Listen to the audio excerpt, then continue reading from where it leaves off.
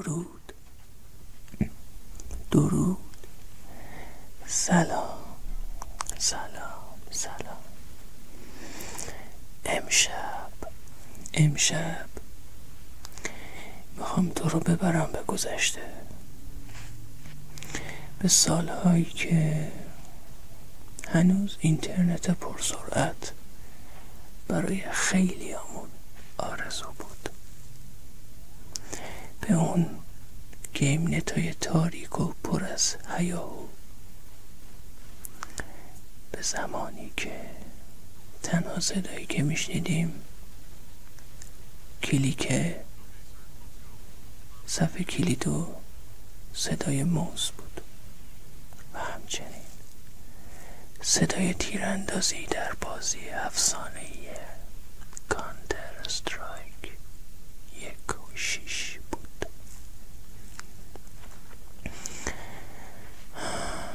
داستان کانتر از یه اتفاق ساده شروع شد. سال 1999 2 برنامه نویس به نام های مین لی و جس کلیف تصمیم گرفتن یه ماد برای بازی هاف لایف بسازن. اونا یه ایده داشتن. حالا ایدهشون چی بود؟ یه بازی تیمی با 2 گروه ساده، تروریستا و ضد تروریستا. قرار بود هر گروه یه مأموریت ساده داشته باشه، یا گروگان‌ها رو آزاد کنه، یا بمب و کار بذاره و منفجر کنه. این ماد خیلی سریع محبوب شد، اونقدر زیاد که شرکت والف خودش به صورت رسمی بازی رو خرید و منتشر کرد و بعدش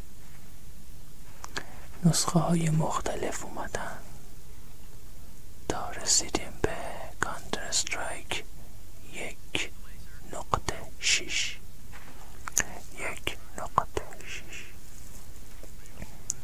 نسخه‌ای که موندگار شد و برای خیلیا تبدیل به یه خاطره شد.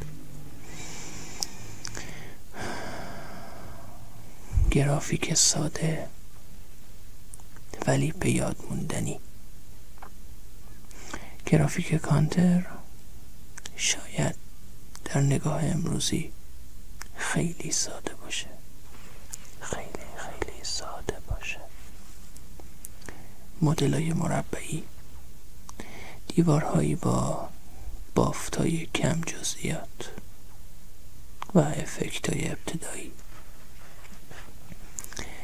اما همین سادگی باعث شد که بازی روی هر سیستمی اجرا بشه. روی کامپیوترهای قدیمی، حتی تو گیم نتایی که سخت افزار ضعیف داشتن. و همین موضوع باعث شد تا همه بتونن تجربهش کنن، تقریبا همه.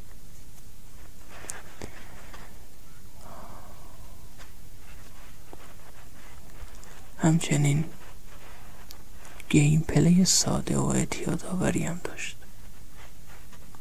قوانین بازی خیلی ساده بودن. شروع هر راند با پول کمی بود. باید انتخاب میکردی کلاشینکوف یا به قول بعضیا کلاشنیکوف یا M4 M4 یا شاید یه دیزرت ایگل ساده. بعد چند دقیقه کوتاه برای تصمیم گیری، حمله یا دفاع، صداها و یا سکوت، و در آخر پیروزی یا شکست. به همین سادگی بود که اعتیاد آور بود. هر راندش داستان جدیدی داشت. گاهی با یک گلوله سرنوشت تیم تغییر میکرد، گاهی هم با یک تصمیم ساده در چند ثانیه.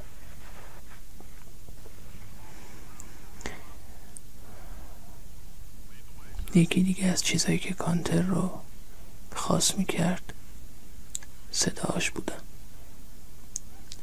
صدای قدم ها روی سنگ، روی فلز، چوب، آب، صدای عوض کردن خشاب، صدای کار گذاشتن بمب. خیلی آروم بود، اینطوری بود که میگرفتی دستت چند تا دکمه میزدی و میذاشتی رو زمین و در آخر صدای تیک تیک بمب که هر لحظه بلندتر و سریعتر میشد. و این صدا هنوز هم بعد از سالها در ذهن خیلی ها زنده‌اند.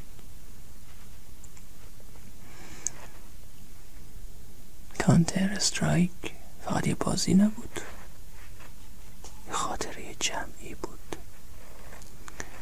بچه‌هایی که بعد از مدرسه میدویدن سمت گیم نت، تیم هایی که ساعتها تمرین میکردن برای مسابقه های محلی و یا حتی فراتر از اون، و حتی دوستانی که پشت یک کامپیوتر نوبتی بازی میکردن، منتظر میموندن. برای خیلیا کانتر 1.6 اولین تجربه بازی تیمی واقعی بود، جایی که باید گوش میدادی، همکاری میکردی و یاد میگرفتی که تیم مهمتر از فرده. شاید امروز بازی‌های جدیدتری اومده باشن، گرافیکا واقع گرایانه تر شدن، مکانیک بازی‌ها پیچیده تر شدن، اما کانتر هنوز زنده است. نه فقط نسخه جدیدش که خب جای خودشو داره، بلکه همین نسخه قدیمیش، نسخه 1.6 درسته. هنوز صدها سرور عمومی و خصوصی هستن که فعالند با بازیکنهای زیاد در هر ساعت شبانه روز. فرقی نمیکنه، نه فقط روی هارد دیسک، بلکه در قلب میلیون ها نفر هنوز زنده است. حالا حتی روی همین بازی کانتر خیلی مادای عجیب و غریبی درست کردن، مثل زامبی، نقشه های عجیب، یا فقط یه کارهای خاصی باید انجام میدادی، بازی های تک به تک، گروهی. خیلی جالبه، خیلی.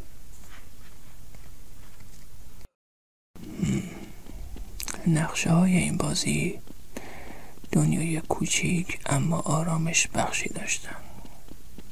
وقتی به تنهایی، زمانی که اینترنت نبود، توشون قدم میزدی، هر کدومشون یه جهان کوچیکی بودن.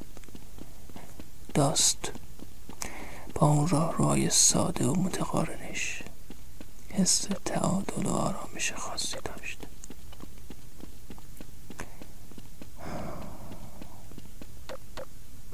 وقتی قدم میزدی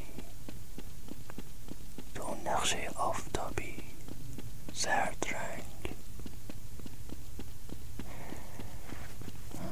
اینفرنو با اون کوچه‌های باریک و ساختمونای قدیمی مثل یه روستای کوچیک ایتالیایی بود. چه زمانهایی که اونجا صرف کردیم. الان هم همینطور از جنگایی یه سری بهش میزنیم. نوک NUKE با اون سکوت کارخونه‌ای و اتاقای زیرزمینیش جاهایی برای کشف و پنهان شدن بود. و ازتک، درسته، با اون پلای سنگی و صدای بارون. میتونم به جرئت بگم یکی از آرامش بخشترین نقشه‌های کانتر همینه. مثل یه معبد فراموش شده بود. و البته یه نقشه دیگه ای هم بود که فکر میکنم اسمش بگ علی، کوچه پشتی. این هم خیلی صدای جالبی داشت. صدای دزدگیر ماشین، صدای سگ، گربه، صدای هوا. آسمونو که نگاه میکردی ماهو میدیدی، ماه کامل، قشنگ، زیبا.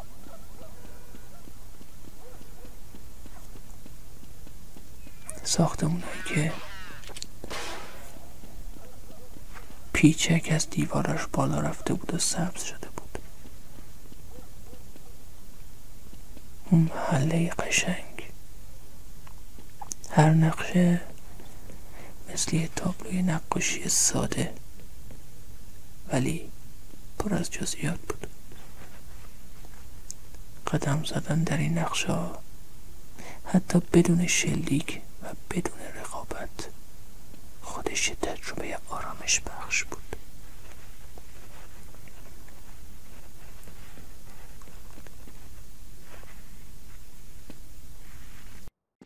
حالا چشماتو ببند.